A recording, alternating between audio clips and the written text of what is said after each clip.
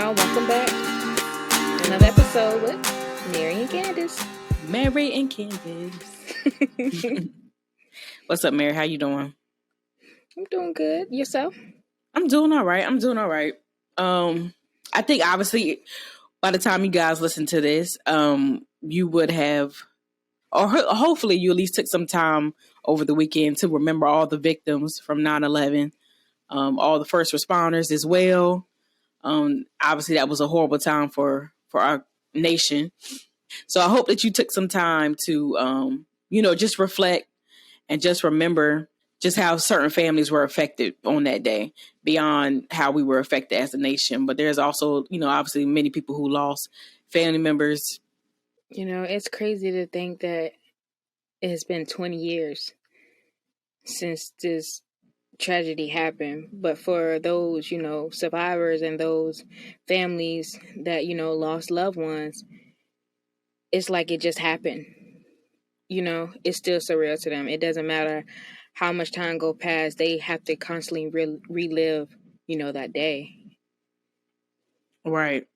And, and just going back to you saying the 20 years, it's just crazy because, no lie, I have had a young lady doing my hair the other day and something came across the screen. I can't remember what it was, but I actually turned and said to her, I was like, wait, I said, do you remember? I said, I know she's a lot younger than me. So it was a slight joke in a sense, but I was like, where were you, during 9/11? And she was like, well, when was 9/11? And I'm like, what? Come to find out, obviously she was not born yet, but I thought she was least, I thought she was, just young. And then she was going to say something like, oh yeah, I don't really remember it because I was so young.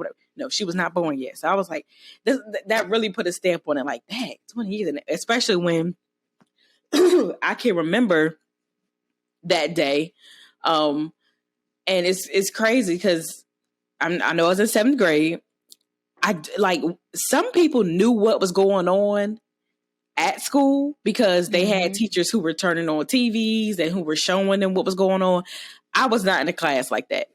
So I remember it just being like an eerie type day. And I was trying, and please forget my memory, y'all, because I was trying to remember if we actually got out of school early that day as a result or not. But I just remember getting on the school bus and everybody was like, yo, you heard, we got attacked. And I'm like, what? Like, I was so clueless. Cause like I said, I'm in the class, our teacher that we had, she did not show us any of this. Okay.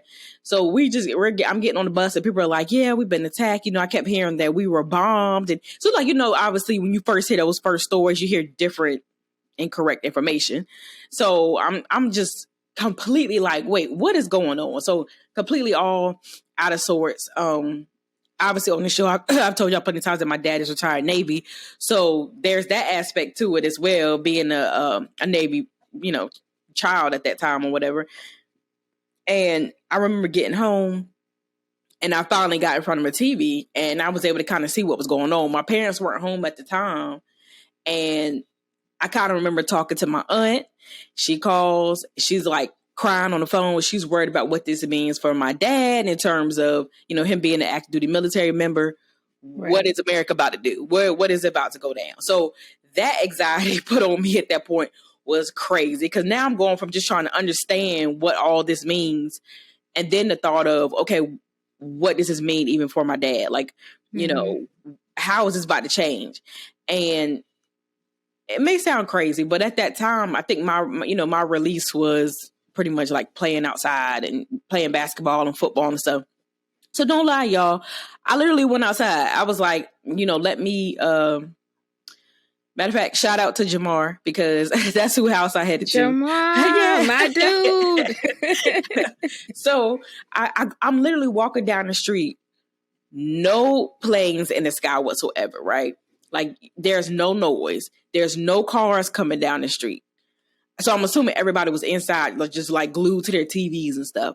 I'm looking around, no kids, nothing. Like there were no dogs outside. Like it was just crazy. There was nothing. Like a ghost town. Yes, like a ghost town, seriously. And I'm not exaggerating, y'all. So I remember just walking down the street and I knocked on his door. He didn't answer, which was crazy because there was always somebody at their house. So it tells you that obviously they were probably with their family, you know, as well or whatever. And so I'm sitting there like, man, y'all don't understand. I need this. Like, I need a distraction right now. Mm-hmm. So, like I said, but in that moment, nobody was there. And I remember my heart dropped so much because I told you there was nothing in the sky, nothing around. And all of a sudden, I hear this plane sound.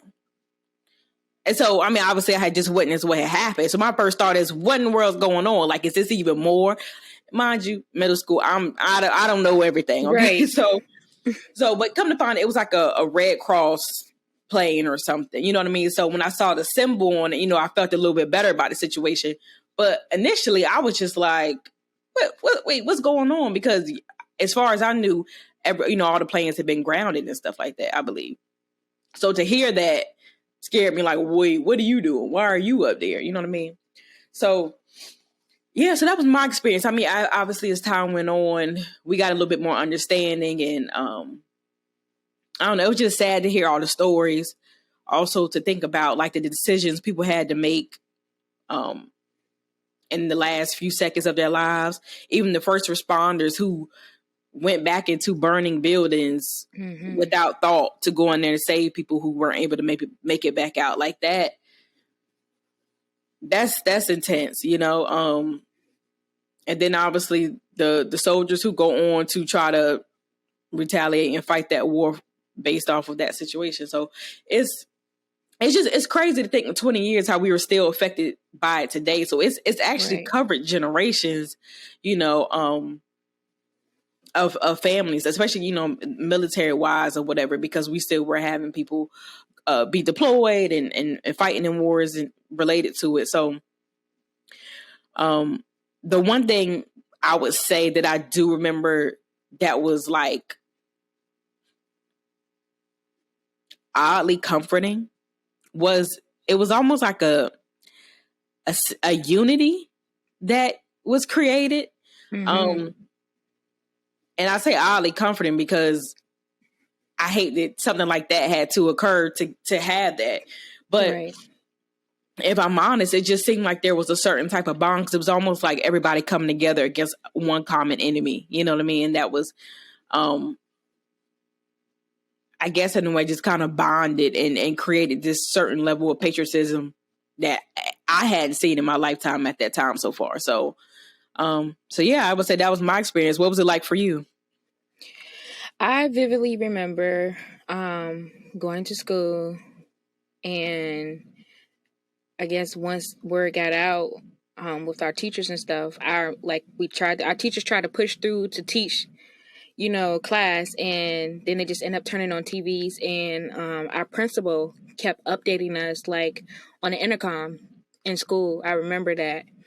And for me, my aunt worked at the Pentagon.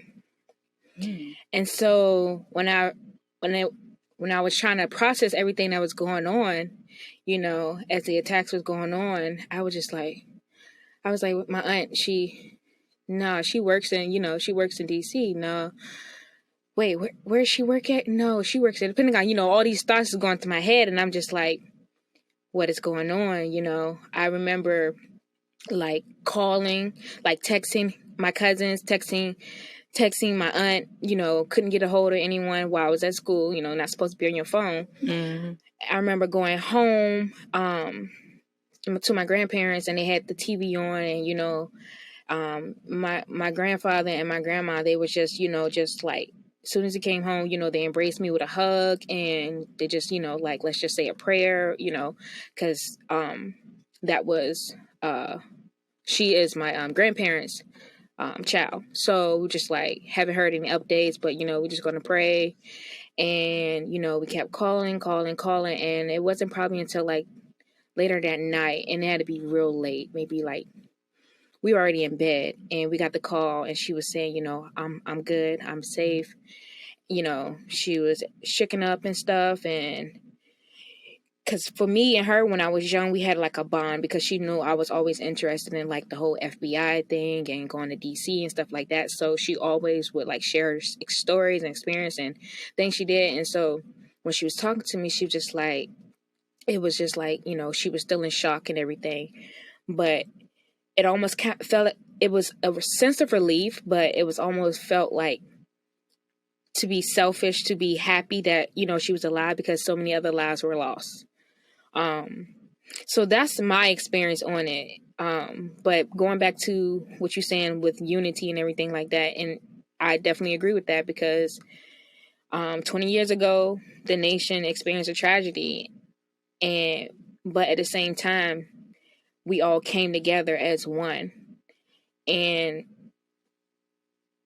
I guess it sucks that it takes things such like this for us to come together as a nation, continuously, such as, their previous attacks that we talked about on our last episode. Why does it take something so drastic for us to come together as a nation, and instead of just consistently, doing it on a daily basis? Right. No, that's, I don't know. It's like everybody lets their differences get in the way. It's almost like without having that, because once that happened, I mean, think about, it was like an immediate shutdown, right? Right. Like the focus was like, wait, like I said, all those differences that were so important days ago didn't even matter, because it was like, hey, you're an American, I'm an American, we on the same team. You know what I mean? And you're right. I mean, I hate that it does take something like that, and maybe one day we'll get to a point where we can value each other a little bit more than what we do. But which, I mean, you can see a tide turning, but it's still going to take some time. But no, yeah, there was definitely a difference. Yeah, I just, when I go back to those days, I remember being like scared for some time, of not knowing what was next. Like, what's the end game? What's the plan? Like, and then it's like to not even experience anything close to that during our lifetime until that day. It's just crazy, because like I said, when that happened, I'm just like, oh my God. Because I mean, honestly, one of the things that, foreigners may say about Americans are, we're pretty cocky and arrogant and all that stuff. And I'm not going to lie, in a sense, growing up in a military family, when it came to stuff like that and protection and military, I had kind of had a cocky view of, hey, I'm not worried about that. Like, we're good. You know what I'm saying? We're protected. And so when that was like a crazy experience, to be like, oh no, not like you thought, and right. And then I recently read, this is kind of, I mean, this is still on topic, but this is just a little veering off. I recently read an article where it was one of the I think it was the airline ticket agent who interacted with two of the hijackers, and he was saying how for years he put so much guilt on himself because he had an odd feeling about them, but technically he did his job. You know what I mean? Like he from what I understand, he marked their tickets for extra screening because they weren't properly answering his questions and stuff like that. So he did what he was supposed to, but it's almost like he felt like if he could have just did something more, like, of course you're going to have that mindset of like, man, it could have just been anything that, I could have saved, possibly saved those lives. And I think he also ended up putting his, one of his close friends on that same plane through his advice. Yeah. Cause she was going to ride on a different plane, but he told her that this one was a better one. So he's had to live with that for years, and that's pretty intense, but I think he was saying that he recently, reached a point where he was able to let that go a little bit more, because it's like, it's so many hands. I mean, and I know, especially if anybody was directly involved, you want to take that on, but there are so many seconds, so many moments where it could have went a different route. It could have went a different way. So it's like, to take on all that guilt is not fair to yourself. But I mean, it's just sad overall. It's just sad overall. I mean, that's got to be tough. All those years to sit and just carry that weight, knowing that essentially it wasn't your fault. You did what you supposed to do. You did the best you could do. But I know that's easier said than done, because who wouldn't feel that way, Exactly. And I was going to say, that's also probably some of the guilt that like military members suffer, when they return from deployments or, fighting in wars and stuff like that, having that mindset of, people they didn't save, and So that's something else to think about, like that from a mental health perspective. Like you can see why that could easily stress someone out. And, you know, obviously at that time we weren't, you know, we were young. And for the record, y'all, that was actually before me and Mary knew each other. But, yep. But like, you know, we obviously weren't military spouses at that time. And God forbid we experience anything like that going forward. But I know that had to be hard on military families. You know, like, you know, whether you had a spouse in the Army, Navy, Marines, you know, Air Force, whatever, you got to be looking like, okay, what's going on? You know, like, and nervous about that call of, right, the unknown.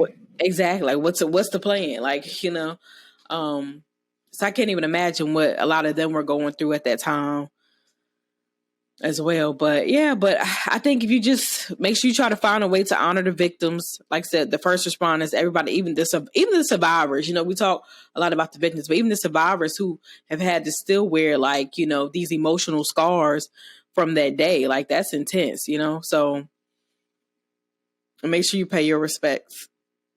Yes, even if it's just taking a moment of silence just to, you know, honor them. I think if anything, if I haven't learned anything else from 9/11 till now, and that is to treat each day as it's your last. Because you never know when that'll be. I think we should just, each day we should embrace it, focus on the current day, and not worry about tomorrow or the past. You know, just live in the moment. All right, well, on that note, we're going to go ahead and leave you guys with that affirmation. I am enough. I have the power to create the life I desire. I am worthy of my dreams. I am worthy of my dreams. All right, y'all. So just remember to just live in the moment. Yeah, and appreciate family, friends. Don't take it, you know, take that time for granted, you know. Yes, love on your loved ones while they are here, while they are present now. Don't wait till it's too late to give them their flowers that they deserve. And remember, shine, sis. You got this. You got this, girl.